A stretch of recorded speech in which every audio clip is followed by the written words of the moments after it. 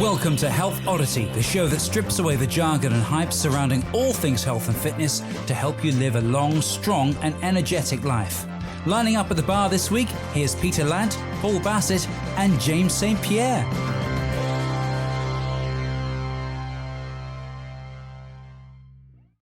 Hello and welcome to the Health Oddity podcast, episode 181. And if you listened to last week, you may remember that I sounded very, very nasally. And today I sound less nasally, even though we only recorded last week's yesterday. So I am feeling much, much better today. And it's good because we have a really, really special guest with us today. It is Burns night in Scotland. And in the UK, mainly in Scotland. Yeah, okay. And we have a very special guest who is up in Scotland today. But we will first meet our regular host and check in with Mr. Peter Lant. How are you doing, Pete? You all right? Yeah, I'm not feeling as cool as you two, though, because I haven't got my pit vipers on. So I have got one of these, though. I've got a buff. Okay. One of them things you put around your neck, and apparently you can wear it in various different ways. So there we go. There you go. Being cool. There you go. So I'm cool now. I don't feel silly at all. Okay. No, There we go. You So kind this of is look gonna- like a character from a Charles Dickens novel now. Wiggly winky. Ebenezer, I might yeah, get you look myself like, one of them candles. Ebenezer Scrooge, yeah, in a kind of, yes, a nightcap, I think would be called. But are you okay, mate? You doing all right? I'm fine, yeah. Yeah. I mean, I spoke to you yesterday, didn't I? So you know what's going on. Oh dear. Yes, we are joined today. You can see, well, if you're watching, you can see he has got a background of all his kind of sponsors and things behind him. We are joined by Mac McLaren, who is on social media, otherwise known as Tartan Warrior. And Mac is a British Army veteran. He's a 3 times world's strongest disabled man. And he is wearing his Pit Viper sunglasses, and who are one of his sponsors, and I'm wearing mine as well. So I thought I'd try and look nearly as cool as him. But yeah, we first met Mac back in August 2023, where he was kind of refereeing at the Britain's Disabled Strongest Man and Strongest Woman in Child in Somerset, which is where we first met Magnus for Magnusson, and we've met loads of fantastic people there. And Mac at that event, he just stands out when you meet Mac, and you'll know from today, from when you hear him talking, and if you ever see him, I'll be sharing some images and some videos and things like that. But he's quite a character, so we wanted to get Mac on to the podcast, find out a bit about him and his life and his career in strongman and how he got started and what he's working towards and all these kind of things. And like always on this podcast, we meet someone, we get them on, we get talking. We never quite know where it's going to go, but we always have a good time, and we always find out lots of stuff that we didn't know beforehand. So I'm actually now going to remove my Pit Viper sunglasses because I'm indoors and I feel like I'm a bit like Bono, you know. I'm kind of indoors with my sunnies on, and it's very dark, so I'm taking them off. Can I just say, James? Yeah. You're nothing like Bono. Oh, no. And I mean that as a compliment. Okay. And we will start today, or I will start before I kind of introduce Mac and hand over to him a little bit. I'm going to say Slanjuvar. Slanjuvar. Slanjuvar. Okay. Which I think is sort of Celtic or Scottish for good health. Cheers. Yeah, for Burns night. Excellent. And thank you to Edith earlier who gave me that, and we had a bit of a chat earlier today. So Mac, yeah, welcome to the podcast. It's great having you on here. It's great having you on here. So I suppose first of all, really, we will explain for our American listeners, you do have a Scottish accent. We've had a few Irish people on here. I don't think we actually had any. Have we had any real Scots on here before, Pete? Not that I know of, but they can understand me. So yeah. Okay. Well, so Mac, yeah. Obviously, it's great speaking to you, but where do you want to start? You know, I mean, you've had quite an amazing life, and what you do now is amazing as well. But how's life been for you? You know, where did your life in terms of bringing you up to now, career wise, and then kind of getting into strength? I mean, where do you want to start with it all? Oh, yeah. I don't think we've got enough time, but yeah. Well, I mean, I did 7 years in the British Army. Unfortunately, I was injured a couple of times, which resulted in a medical discharge in 2005. And pretty much, I was very much just almost nomadic, just roaming around, couldn't settle, I just couldn't do it. Anything, tried several jobs and wasn't getting anywhere. And it was sort of a few years after that, I decided just to, I had my pension from the army, and I thought, you know what, I'm just going to take time out from sort of the world and just disappear into the background. And I met a few friends who are now like my best friends at Download Festival, and we just got talking, and one thing led to another, and before I knew it, I was talked into moving down to London, and it was like, oh, okay, wait, I can't afford this, but thankfully, I found stall housing in Fulham. So I was housed there for a few years. Then I met my partner. God's honest truth, I don't know why she's still with me. But, I can't put up with me, so I don't know how she does. But yeah, so I mean, we now live together down in a nice little bungalow in Kent, down in a bit called Wigmore in Gillingham. So yeah, I'm down here, and while I was staying in Fulham, I had long hair, quite long. It was about halfway down, sort of thing. It was. I think when it was cut off, the ponytail was recorded at 17 inches, and so I agreed to shave it off for charity. And one thing that stall housing was really lacking at the place was a functional gym. Any squaddies will tell you one of the best therapies they can have is just getting lost in the gym, be that on the running machine or some weights, whatever. It's just you lose yourself a bit, and it for me anyway, it used to quieten down the noise up here. So I set about basically creating the Endeavour Fitness Suite at stall housing. Got funding from shaving my hair off from the Endeavour Fund, and donated the hair to the Little Princess Trust, which create wigs for kids with cancer for free. So they were very happy because they got a shitload of hair. Can I just ask, Mac, you've mentioned a couple of times stall housing, just so, because I've not heard that before. Is that what is that? So it's basically a veterans housing association with and based in Fulham at the moment, and they basically offer supported housing, so it gives you a chance to live independently, but also at the same time having support there for whatever the needs may be, maybe mental health, drug issues, and all disabilities. They're in the process of going through a redevelopment phase at the moment, so there's a lot going on there. But yeah, it was through them that I live down here now, sort of thing. And it was just through that. It was that really kind of kick-started. Let's call it my fitness bug. We built the gym. Like I say, we had a spare. There was a gym there, but it was not functional. There was nothing in it really. So we kitted it out with everything it needed, every aspect: power rack, dumbbells, bars, weights, hand bike for those that didn't have lower limb function. There was a rower. There was a standard bike. There was also a treadmill. So there was everything the guys would need, and it was agreed that the gym was going to be 24/7,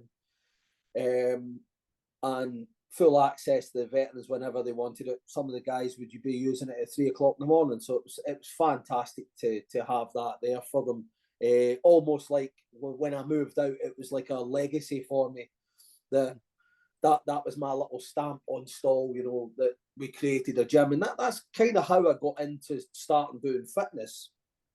And from then, it kind of led into applying for the Invictus Games. And yeah, it was just suddenly there was a bug there that hadn't been there for a long, long time.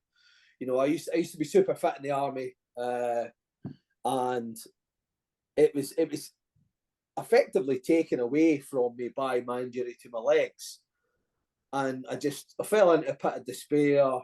You know, not great places to go. I've been to the edge of the abyss and pulled myself back from it, sort of thing. I can proudly say I'm a suicidal survivor. So I've had a few demons over the years, and the fitness really kind of it gave me focus again.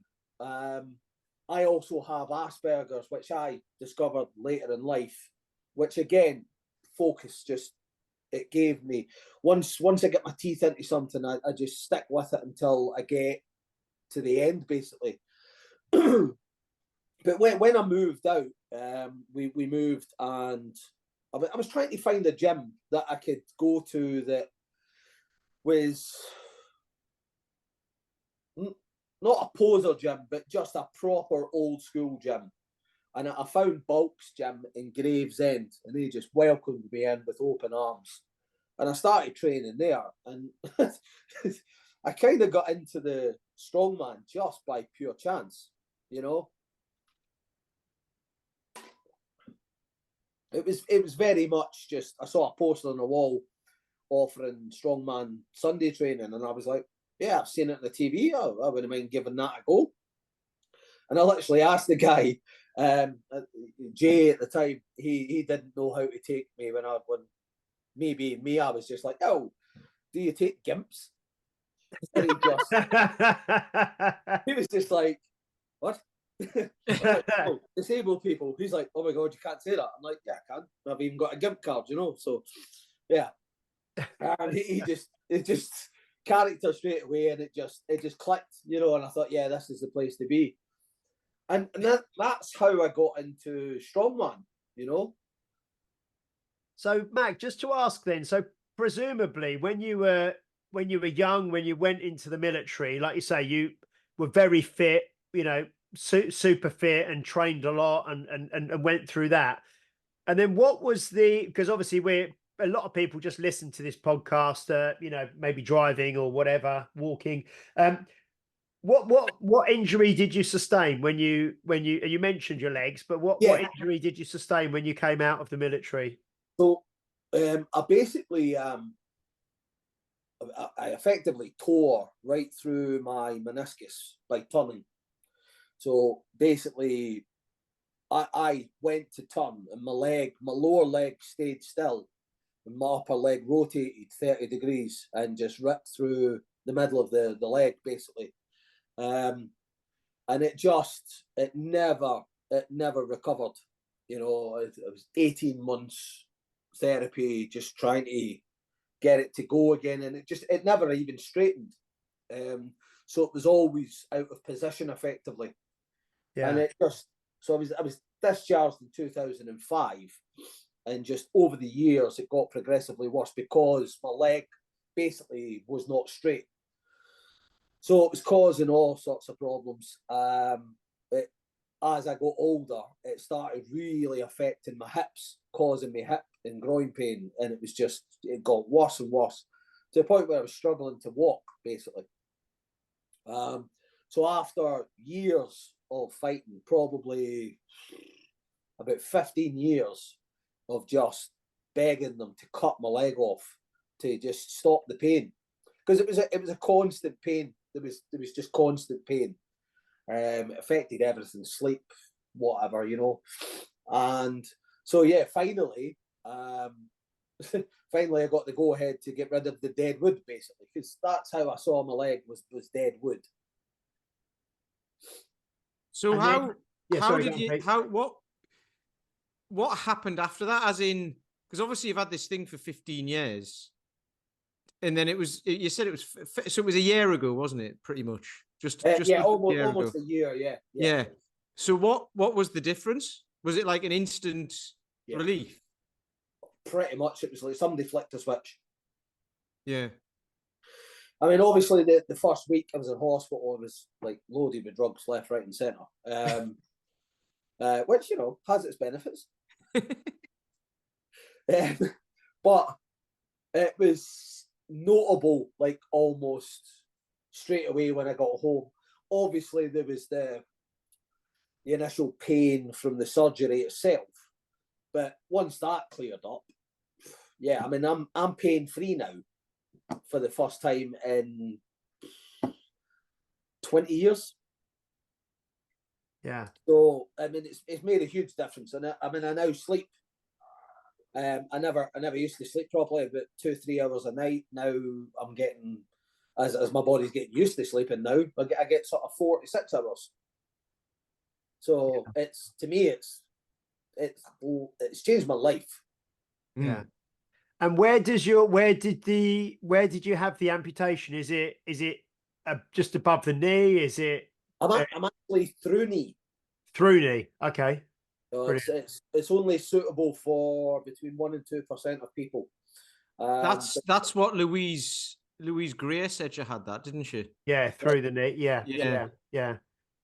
So it's got to be a suitable person. They need to be mobile and all the rest of it. So because I'd been doing fitness and strongman and all the rest of it, it was deemed as, this is the way forward. Because if they had because the lower limb was the problem, so below knee just wasn't an option. Yeah. And so before you had the amputation, but you were still, so you were getting into strongman at this gym, like you said, you just saw this come along and try kind of on a Sunday kind of thing. Yeah. What was your, and you said you were kind of registered disabled then, because you've been discharged from the military and that sort of thing. But what did life and training look like for you, from when you started training up, prior to the amputation? I mean, how was your ability then to be able to do the different events and things like that? I mean, with this constant pain through the leg and the leg that didn't really work properly, and like you described it as dead wood almost, So what was life like then, training and competing? Well, it took a bit of getting used to, because obviously any fitness training that I'd done in the past was obviously all body, legs, everything. Now it was a case of, right, I need to learn to do this seated, because I just couldn't stand with weight going through my legs. It was too much pain. So I learned to do seated lifts. So it was a bit of everything, as you see in the TV at Christmas with strongman, with disabled strongman, it's pretty much the same sort of style, but it's adapted to the people's disabilities. So for me, it was completely alien. It was like, oh, well, this is weird. But once I got used to it, I really just started enjoying it. It just, let's say, it kick-started something in me. I was like, right, I'm enjoying this. This is really good. Log pressing was always one of my favourite things to watch on TV. You seen it back in the days, Magnus and that lifting trees, basically. And I was just always thought, I want to be able to do that, but can it be done seated? So a wee bit of research, and found Britain's Disabled Strongman. Got in touch with Gary Clark, who runs Britain's Disabled Strongman. Got in touch with him and basically said, right, okay, I'm kind of new to this. How do I get involved? And it was very much a case of, right, send in paperwork to sort of verify what the disability was so they could categorise you. And then it was along the lines of, well, you need to send in a qualifying video. So go do these kind of lifts and send us the video. And it's like, oh, okay. And it just snowballed, absolutely snowballed from there. And it just, I think it's snowballed ever since. Yeah. So you mentioned earlier that you'd, you mentioned having some incredibly dark times, and coming through those incredibly dark times. Yeah. Now that you're now that you're competing in strongman, I mean, you go all over the world. We mentioned before we came on air that you were out in Iceland in November, December for the Magnus Classic, just on a holiday out there. But even then, you got roped into doing some stuff that I saw online. Has this kind of, like you said, has this kind of changed your life? Getting involved in this kind of world, is it totally turned things around for you? It's strongman as a whole is like a big family. It's just this huge strength community, and the disabled strongman is up and coming, and it's getting there. It's getting more recognition, and disabled strongman itself is a huge little community ourselves, because we fight for each other. Even when you're competing against each other, you'll still stand there cheering the other guy on. Or even the lassies, it doesn't matter who's doing the lift. We're all standing there shouting and screaming at each other. And I think it epitomises what strongman as a whole is just all about. And I mean, even like you touched on going out to Iceland and just taking part in that. Just like I say, I was standing watching the events, and the Tenerife strongman's like, oh yeah, they had finished for that event, so they were like, well, I'm sitting there, and he said to me, oh, you should have a go. I was like, I'm like, it's -5. I've not warmed up, and no. And he's like, oh, go on. And he kind of went, oh, come on, you're 3 times world's strongest man, and blah, blah. And I was like, oh, for love of God. I was like, right, okay. And Magnus was standing with Radzi, and he's watching, and I kind of looked over at him, and he kind of gave me a nod. And I was like, okay, let's do this, So I'm like, right, somebody get me some chalk. And I was like, right, chalk, right, let's go. And I kind of looked at it and went, well, do you know what? If I get this thing off the ground, I'll be happy.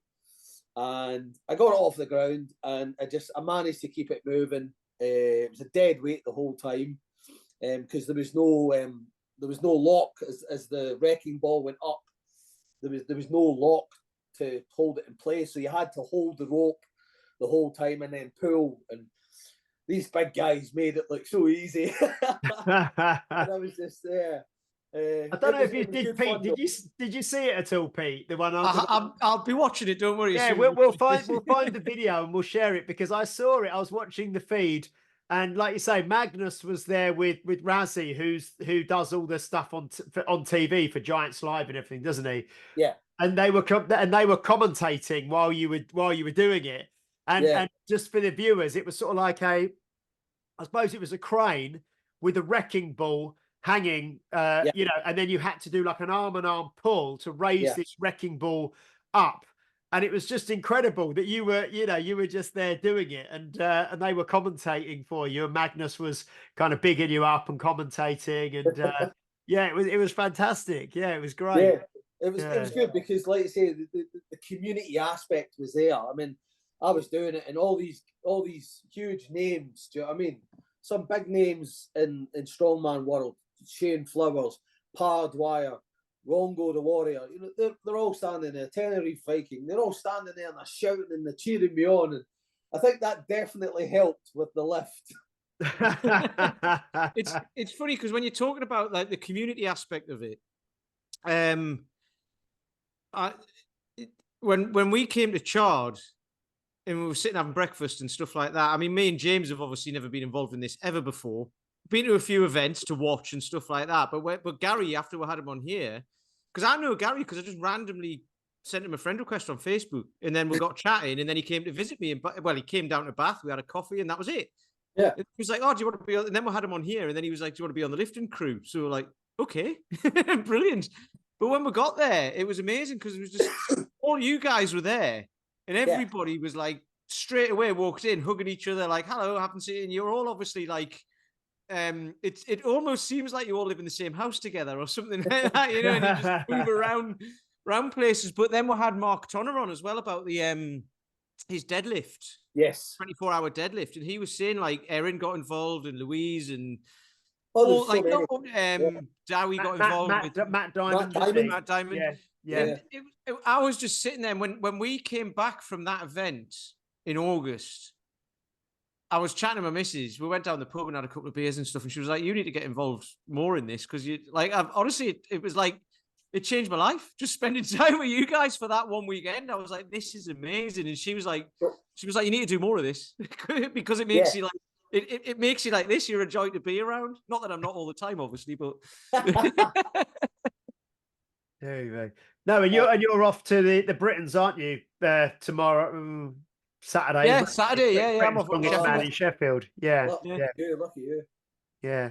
God, so this when you became, you're 3 times world's strongest disabled man. Where did those events happen? I think some of it's in America. Have they all been in America or No? So the first one I took part in was 2021, and that was in Iceland. Small village, Keflavik, which is about 40-minute drive roughly from Reykjavik. So that was my first kind of involvement with it at that kind of level. So it was good. It was literally proper old school style. It was in a warehouse, and it was just random bits of kit, and it was just amazing. Magnus and Arna, the founders, were sorting out all the kit, and it was just, again, just being part of it. I was so happy. 2022 was in Canada, and that was Magnus and Tony that was running that. Oh, is it Tony Vanderbar? Is that? Yeah. Cool. Who's been really like I met him in Iceland in 21, and we were just got talking about it, and he was saying he was hosting it and that it was going to be bigger, and it was amazing. And again, what he did in 21 was he ran it alongside the Canadian strongman comp, but we were up first. So the able-bodied athletes followed on from us.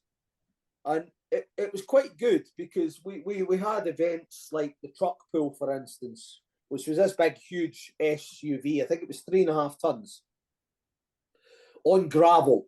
Worst bloody surface ever. Because normally with an arm-over-arm sort of truck pull, you get the vehicle moving and it starts to roll. But when it's on gravel, it's a dead start each and every time. And what was good about that was that some of the disabled athletes were finishing the pull where the able-bodied athletes were unable to. So it really kind of sort of put us out there. People were like, how are you guys doing this, And it's just like sheer will determination. We don't look at things and go, oh, we can't do that. We look at it and go, right, how do we do that? And then 2023 was in Florida. That was in conjunction with the World Strength Games.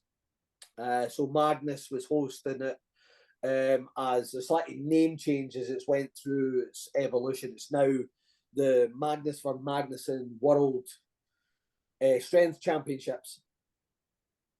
So now you have a strong man and strong woman in each category, sort of thing, and it's really starting to pick up. We are slowly but surely picking up more sponsors to bring on the sport. And do you find that having the disabled events kind of running alongside the kind of the able-bodied events, you've got probably a lot more spectators, a lot more eyes on you, more media, more buzz, haven't you? You know what I mean? Yeah. Like it's all going. Yeah, it sounds fantastic. Yeah. Yeah, it's good because, like you say, it gives us a chance to show people that might not even know it's a thing that we're here, we can do this, and put us on not on display, but to show people our ability of what we can do and what we can achieve. And it's good when you run it with the able-bodied because, like I say, you get crowds and stuff. But there's also people in the crowd who might be disabled that think, oh wait a minute, I'd love to try this. And we've done that at some of the events. Yeah. No, it's do you know what? Do you know what's sorry? What's just crossed my mind? Because I was thinking about this, and when we were there in Chard, and when you look at this, it's like usually like ex-veterans or something, or people who've got into it. I say later in life. I mean, Louise is like like she's 23 or something like that, isn't she? But she's only been doing it for like a year or so. When she started competing. But if kids are listening who are like born disabled or disabled from a very early age, imagine how strong they could be in 35, 40, 45 years old competing in this stuff. And you're saying they're beating it, they're doing things that able-bodied athletes can't do. Imagine, like, you know, rather than getting into it in your 20s, 30s, 40s, 50s or whatever, getting into it in your teens, it's like, God, man, imagine what it's going to be like in 20 years. Yeah, because I mean, like you say, some of the lifts that the guys do, and the girls, God, some of the girls is just incredible. I mean, there's been records broke left, right, and centre recently. You know, we in particular, the biggest numbers come in the seated deadlift, which is obviously a variation of standard deadlift. But in a lot of ways, it is a harder lift because there is absolutely no leg drive. It is all upper back. And you are pulling that weight off the ground. Rachel Canham recently absolutely obliterated the women's seated deadlift record. I can't remember exactly the number, but it was like 420 kilos she lifted. It was unbelievable. The trendsetter really was Martin Ty a few years ago. He did the Guinness World Record. I think it was 505 kilos for the Guinness record, and that was there. Beyond, that was at the that was it like a Somerset show. Yeah. And Gary was there. I didn't know who either of them were. There was a guy who owns the gym. I forget his name. Matt. Is it Matt? Anyway, he told us about it and said he was running this competition because I'd spoken to him once. So I went along with Charlotte again with me missus. We went along. We went, oh, there's a strongman competition on. Let's go and see it. And that was when he pulled 505, I think. Yeah, like you say. And I was like, that was amazing. I think it was Eddie Hall that was reffing him. No, it was Loz. It was Big Loz. Was it Loz that time? Right. Yeah. And I know Eddie had reffed one of these lifts. I think. I can't remember which one it was, but he's reffed one of Ty's things. I mean, the world record now for the seated deadlift, it's getting silly now. Dave Walsh, Sitting Bull on Instagram, Sitting Bull UK, 646 kilos. I think when we spoke to Gary the last time, it was 600 660 or something. Yeah, or it might have been 5. Something like that. And we were like, that is ridiculous. Now it just keeps going up. It keeps going up and up, and it's getting to the point where you're now looking at it going, is the kit going to be strong enough? Not the person. Do you know what I mean?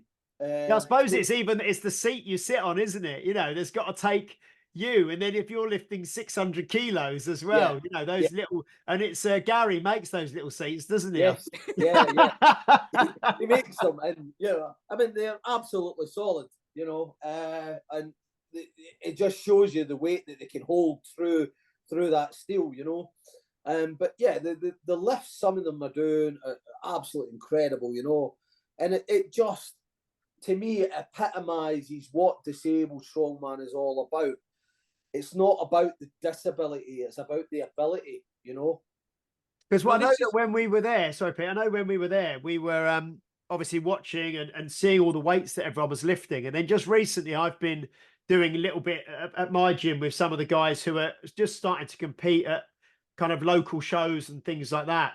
Yeah, and you really, and it's like all these things, isn't it? It's like people who watch, the strongman at Christmas on TV, who don't do any training, have no real reference point. They just look and they think, well, they're big guys.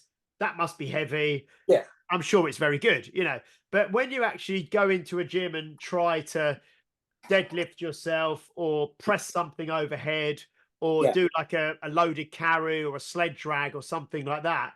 I mean, that one that you guys were doing in Chard where you were sat down, kind of anchored behind a yoke, doing like a hand over hand. The sled pull. Yeah, sled pull on like a prowler type thing. You know, there were hundreds of kilos on there, you know, and so these events, they're not just. It's when we've had Donna Moore on and Rebecca Roberts as well. It's not like some people would say, "Oh yeah, they're strong for women," or "Oh, that's strong for a disabled person." These are serious. You know, any person who is not seriously strong is not going to be able to get anywhere near what you guys are doing. You know what I mean? Yeah. And I think that's what it's we have to emphasize that, you know, this isn't disabled strongman that's kind of, you know, anyone else who's not a seriously well-trained strength athlete would not have any chance of lifting any of the weights that you guys are doing. So it's a real incredible feat of strength all the time, isn't it? Oh, it's and you know what? As well as that, it is so much fun to be part of strongman. I mean, we've when we go to the bigger events, the likes of Arnold's, for instance, you know, a lot of the pros come over, and they just stand in awe and think, how are you guys doing this? You know, it's. I mean, there was a few times where we've said, oh, you know, come on, have a go, and they're like, hell no. Oh dear. So I mean, kind of what's next for you? I mean, you mentioned, and I mentioned at the start, if people aren't watching, they're listening probably. Behind you, you've got a list of kind of, or you know, a screen up with different sponsors and things that you have. Yeah. You know, Tough Wraps, Pit Viper, Hemp, which is what's True? Oh, True Cryo. That's cryo treatment, cryotherapy stuff. Yeah, great stuff. Yeah. So in fact, it's funny. With that hemp stuff, I got some of that when we were at the Strongman, and I lent someone some the other day, and they said it was amazing. You know, it's really good. Yeah, yeah. But what's next for you? You know, I mean, what are you training for? Well, first of all, can you just tell us about this? I think we were talking about it before we started recording. When we first met you in August, and I said, rightly or wrongly as it turns out, I just thought you'd had, like, you know, your amputation done years ago and had a prosthetic leg for years because you just look so comfortable on it. And I just assumed, well, the whole time you've been competing as a strongman, you've you know, had this amputation, you've got a prosthetic, but that was only, like you say, last year. Yeah. And you adapted really, really quickly to having that done. Yeah. So you mentioned, I think it was before we started recording, that it's meant to take weeks or months, and you were just up and moving around after 10 days or something. Yeah, so I had the amputation done in February, and then basically it was like, right, got home after a week, and it was like, right, it was frustrating to start with because I wasn't allowed to do anything. I had to rest, make sure I wasn't busting my stitches, and it was just, so that sort of first wee while of it was just so frustrating because I had been so active up to that point. I got my leg in May, and it was very much, I went to see the surgeon in Salisbury, and he was just like, wow, you're walking, no walking stick. He's like, how's the pain? I'm like, non-existent. You know, 20 years of pain gone like that within, you know, a few weeks of once the scars healed. It's still in the healing process as such, because they said it takes about 18 months roughly.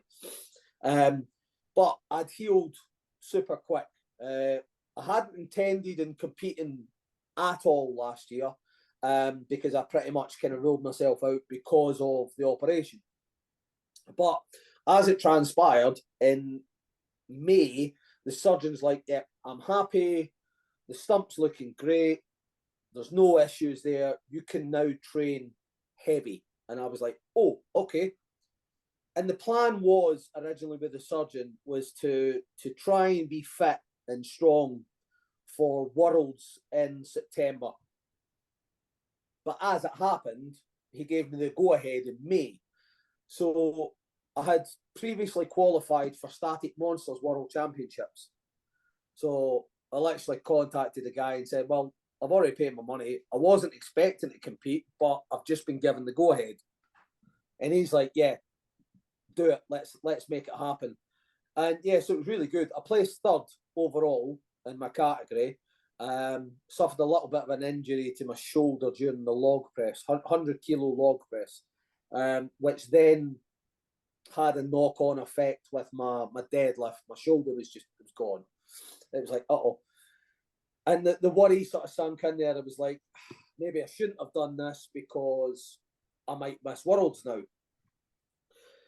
I gave it a bit of rest. So I took sort of 4 weeks off, some light training in between just to see how it was going. Seemed to be okay. Absolutely covered my shoulder in hemp. And just went for it at Worlds. My partner Claire, she just kept me going after every event. She'd come over and just cover me in hemp. I've got this image. I've just got this image of you just like, they're just covered in cream. No, not quite like that.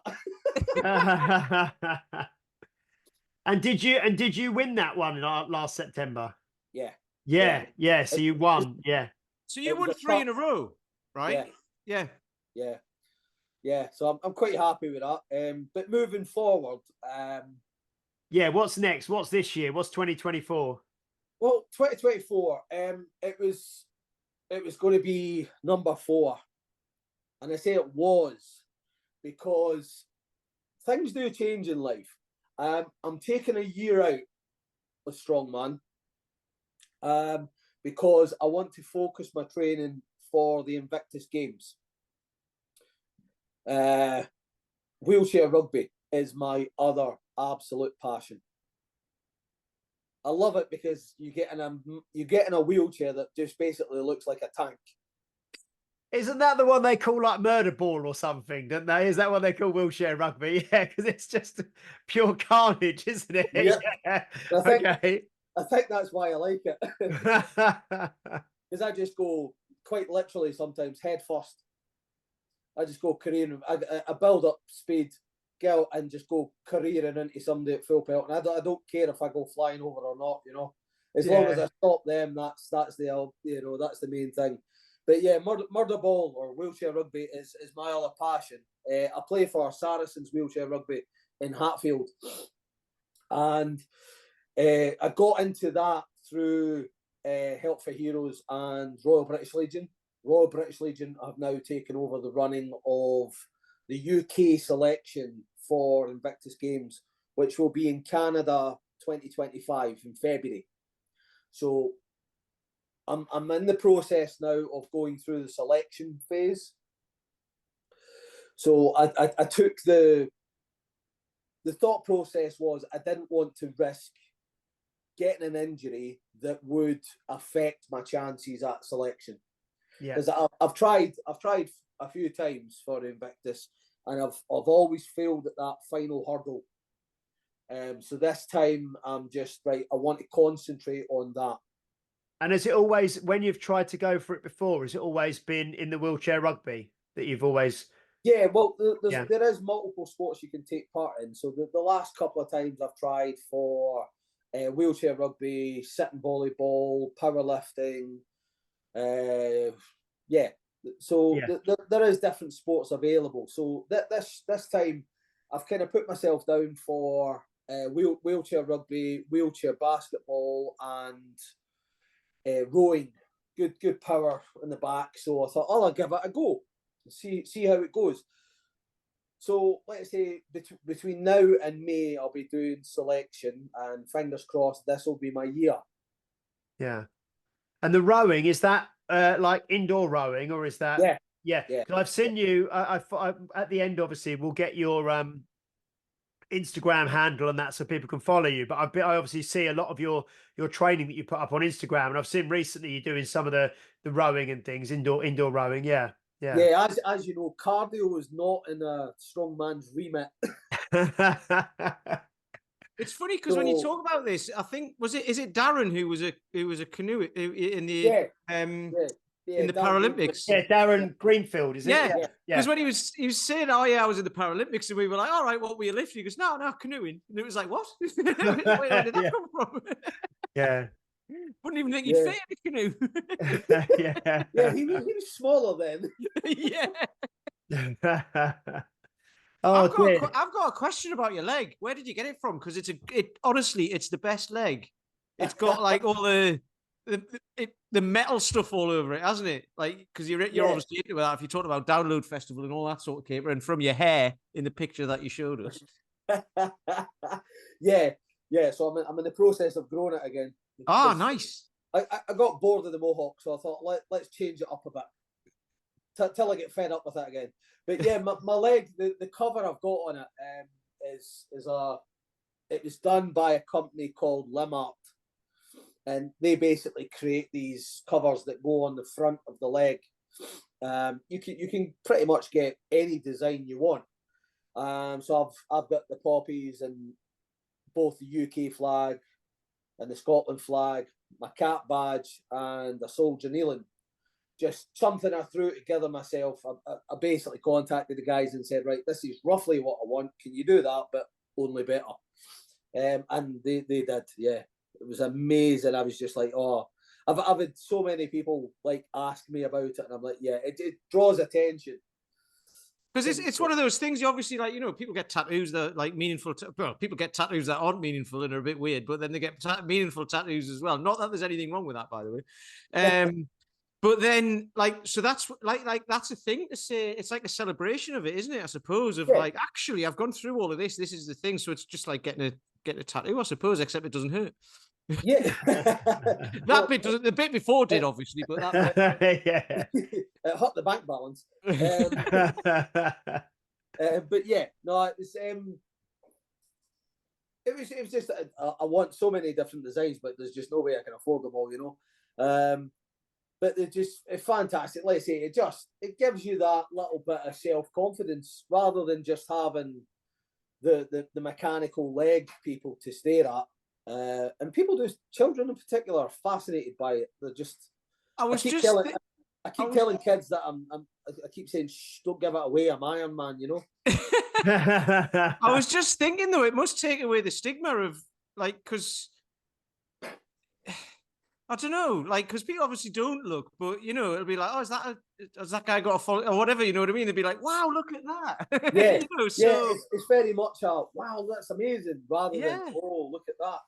It changes people's perspective, and it just makes them just a bit more maybe polite about how they stare. No, it's interesting, isn't it? Because even the way you said it, it kind of draws attention to it. You know what I mean? Rather than, and I think that's the thing, isn't it? It's actually being proud and it's being confident, and it draws it consciously and purposefully draws attention to the leg.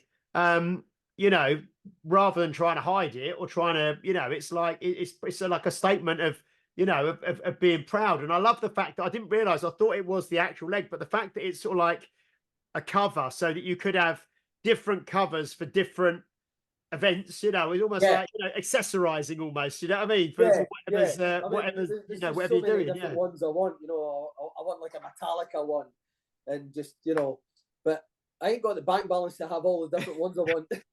I'll tell you what, it is very distinctive, because I seem to remember on the Sunday when we were clearing up, I found your leg.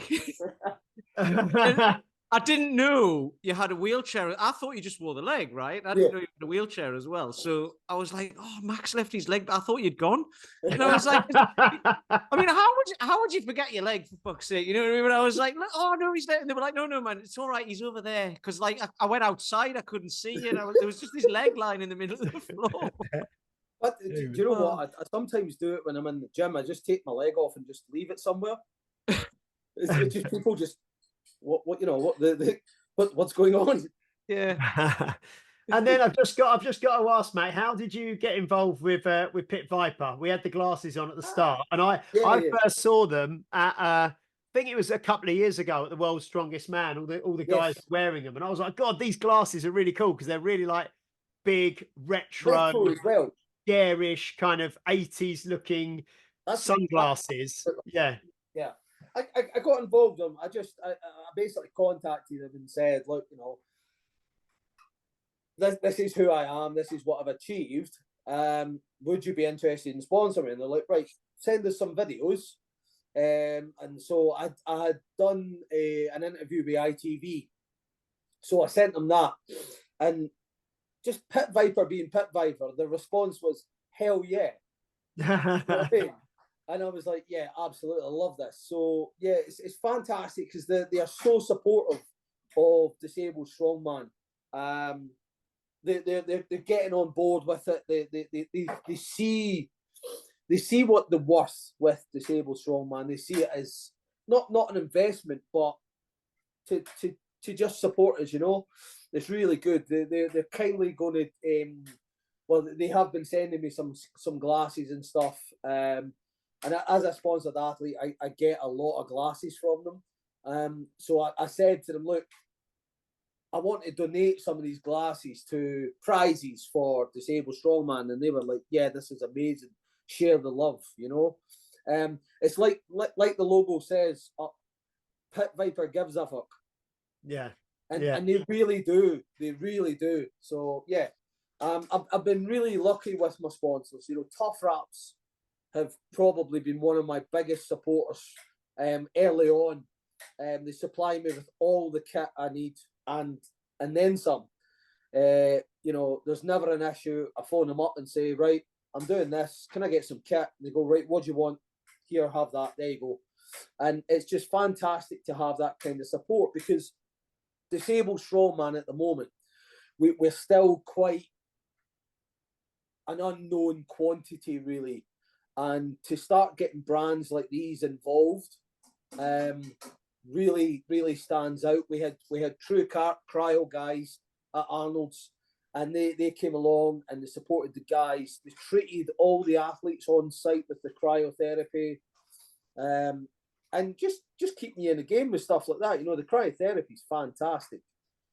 I use different sort of recovery processes. I use the hemp help before and after a session at the gym. If I get any issues along the way, shoulder, I'm currently getting treatment on my shoulder from True Cryo. I've been lucky again. The guys sponsor me, and again they came on board with us with disabled strongman when a lot of companies were turning their back on us. And it's nice to have that support as the sport evolves and is growing. No, that's fantastic. No, that's really great.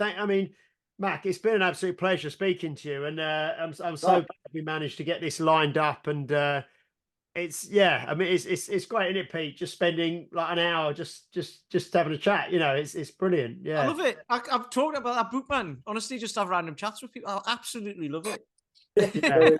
But it's like you're saying about like these, like your sponsors. They're kind of people who are being genuine. They're not in business to. I mean, they're in business to make money. Everyone's in business to make money, right? Because otherwise, what's the point?